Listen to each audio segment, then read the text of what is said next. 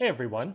So before we jump into today's math problem, let's take a brief moment to relax and focus on our breathing with a brief meditation.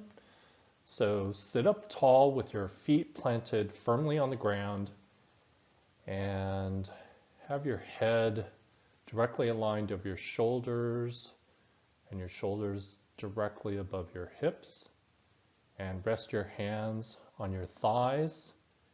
And when you're ready, gently close your eyes. We're going to breathe through our nose. So take a deep inhale through your nose.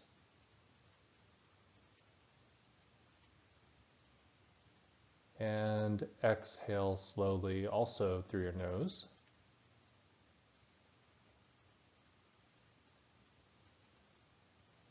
On the next deep inhale, feel your sternum rising as your spine lengthens.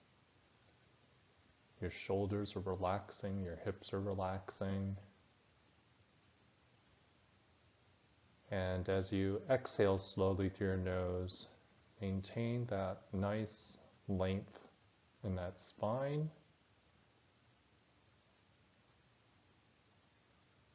On the next deep inhale, send the breath to any parts of your body that may be feeling tight or tense.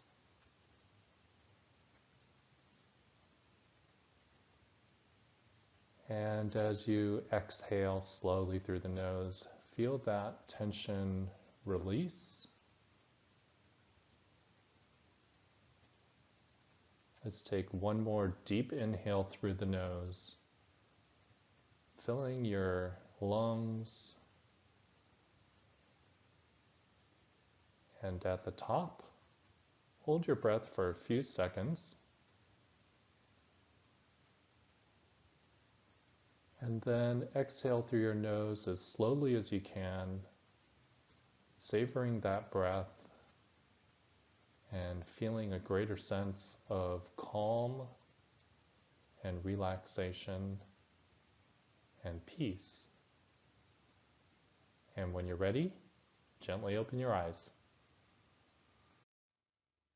This multiple choice problem comes from the College Board. It's from section 4 of the SAT test, which does allow calculators. And the problem says, in the XY plane above, a point not shown with coordinates st lies on the graph of the linear function f. If s and t are positive integers, what's the ratio of t to s? So see what you can do with this problem. Give it a try. If you're not sure how to approach it, you can even just take a guess. And then in about a minute, we'll have a look at it together.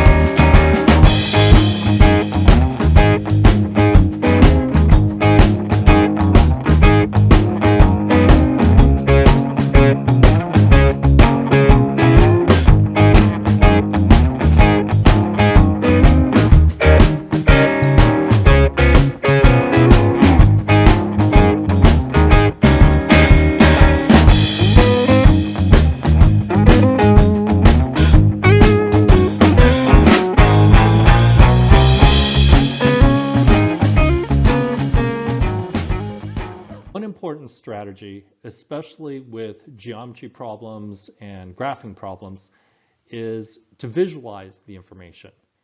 And just sketching an example of the information can be helpful, even if we don't know what the specific exact information is. Let me show you what I mean.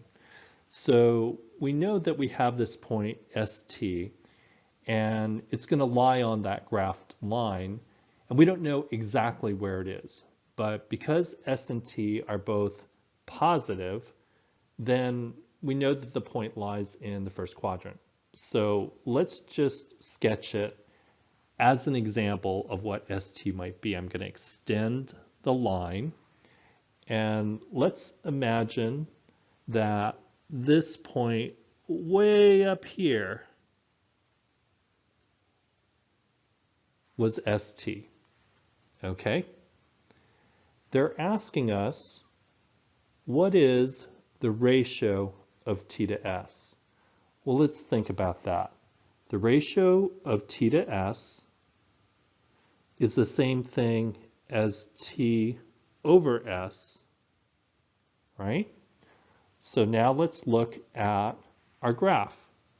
Here is the horizontal and vertical values of that point. We know that its horizontal value is s and its vertical value is t because the coordinate is st. So what do you know about the value of t over s? Well, that's the same thing as rise over run, right? Because t is the rise value or the vertical value, and s is the horizontal value or the run value. That's the same thing as slope. All right? So all they're asking is, what is the slope, right, from the origin, 0, 0, of that point connected to the origin? Well, this is going to help us a lot. Let's look at this point that they provided us, 3, 6. Well, this line segment from 0, 0 to 3, 6 is going to have the same slope as the entire purple line segment that goes from 0, 0 to st. So all we have to do is find what the slope is from 0, 0 to 3, 6, which is going to be its rise, which is 6, over its run, which is 3. And that's 2. So what do you know? We can see that the value, the fractional value of 2 or 2 over 1 is the same thing as the ratio value of 2 to 1. So C is the answer.